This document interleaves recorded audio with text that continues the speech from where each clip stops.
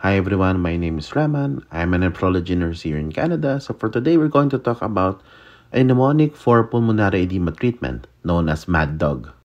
M stands for morphine. Morphine helps reduce anxiety and the work of breathing, and it can also cause vasodilation. Next one is aminophylline. Aminophylline is a bronchodilator that helps improve the heart function and contractility, which can help move fluid out of the lungs. Next is digitalis or digoxin. Digitalis improves myocardial contractility, helping the heart pump blood more effectively.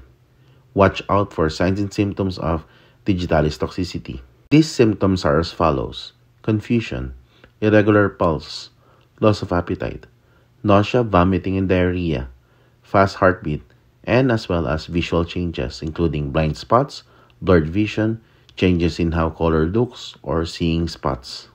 Next is diuretics. Diuretics help reduce fluid overload in the body, which can help reduce fluid accumulation in the lungs. Watch out for hypotensive episode and as well as low potassium level, particularly when the patient is taking potassium-wasting diuretics such as furosemide.